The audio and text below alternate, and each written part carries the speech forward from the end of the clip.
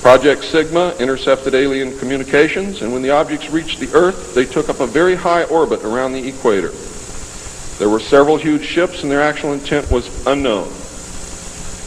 Project Sigma and a new Project Plato, through radio communications using the computer binary language, which the aliens understand very well, they're very mathematical minded, was able to arrange a landing that eventually resulted in face-to-face contact with alien beings from another planet.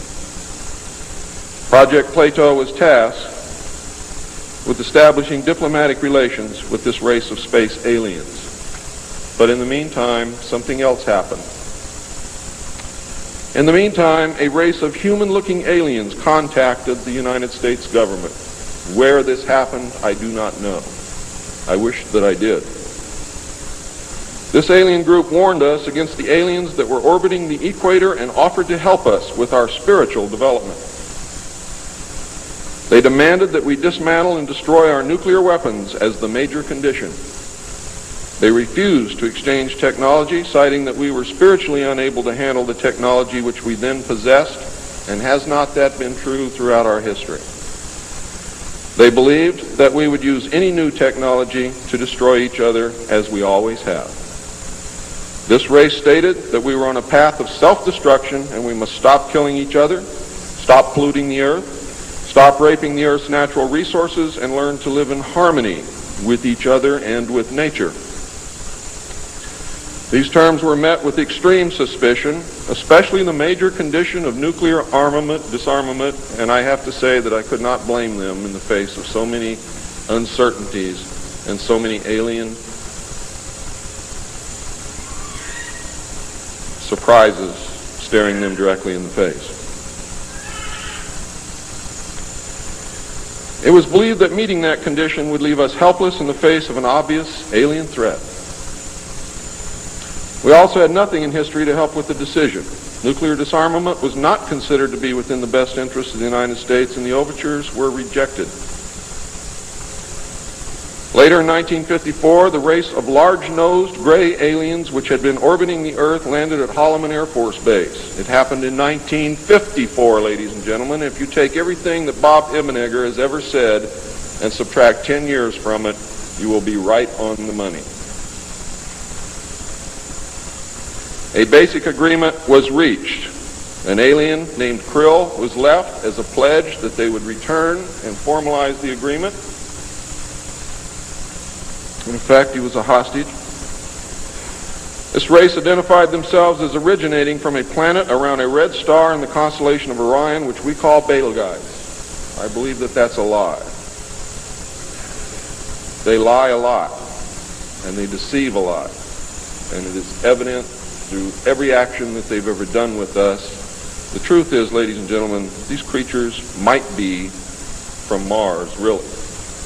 They claim that they are from a planet which revolves around the red star, which we call Betelgeuse. They stated that their planet was dying and that at some unknown future time they would no longer be able to survive there. This led to a second landing at Edwards Air Force Base. The historical event had been planned in advance, and details of the treaty had already been agreed upon. Eisenhower arranged to be in Palm Springs on vacation. On the appointed day, the president was spirited away to the base, and the excuse was given to the press that he was visiting the dentist for a toothache. President Eisenhower met with the aliens, and a formal treaty between the alien nation and the United States of America was signed. We then received our first alien ambassador from outer space. His name and title, and I know it sounds ridiculous, but it's absolutely true. His name and title was His Omnipotent Highness Krill, pronounced Krill, spelled K-R-L-L-L or C-R-L-L-L. In the American tradition of disdain for royal titles, he was secretly called Original Hostage Krill, or O-H Krill, so that Americans would not have to say, Your Omnipotent Highness.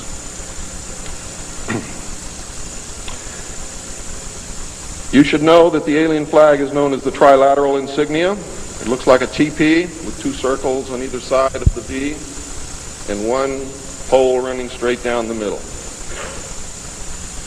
It is displayed on their craft and worn on their chest on their uniforms. Both of these landings in the second meeting were filmed, and the film exists today. Where it exists, I do not know, but I do know that it exists. The treaty stated, the aliens would not interfere in our affairs, and we would not interfere in theirs. We were particularly interested that they do not interfere with anything that would affect our future, which has been violated. We would keep their presence on Earth a secret. They would furnish us with advanced technology and would help us in our technological development. They would not make any treaty with any other Earth nation. They could abduct humans on a limited and periodic basis for the purpose of medical examination and monitoring of our development, with the stipulation that the humans would not be harmed, would be returned to their point of abduction, that the humans would have no memory of the event, and that the alien nation would furnish MJ-12 with a list of all human contacts and abductees on a regularly scheduled basis. And this is not being done. It was agreed that each nation would receive the ambassador of the other for as long as the treaty remained in force. It was further agreed that the alien nation and the United States would exchange 16 personnel each to the other with the purpose of learning each of the other. The alien guests would remain on Earth, and the human guests would travel to the alien point of origin for a specified period of time, then return, at which point a reverse exchange would be made. I have no knowledge whatsoever of what happened to those original 16 humans who left the Earth with the aliens. It was also agreed that bases would be constructed underground for the use of the alien nation, and that 2 bases would be constructed for the joint use of the alien nation and the United States government. The base at Dulce is one. The base at S4 in the area known as Area 51 or Dreamland is the second. Exchange of technology would take place in the jointly occupied bases. These alien bases would be constructed under Indian reservations in the 4 corners of Utah, Colorado, New Mexico, and Arizona, and one would be constructed in Nevada in the area known as S4, located approximately 7 miles south of the western border of Area 51, otherwise known as Dreamland. All alien areas are under complete control of the Naval Department, and all personnel who work in these complexes receive their checks from the Navy. Construction of the bases began immediately, but progress was slow until large amounts of money were made available in 1957, and in the meantime work continued on the Yellow Book with the information derived from the guests.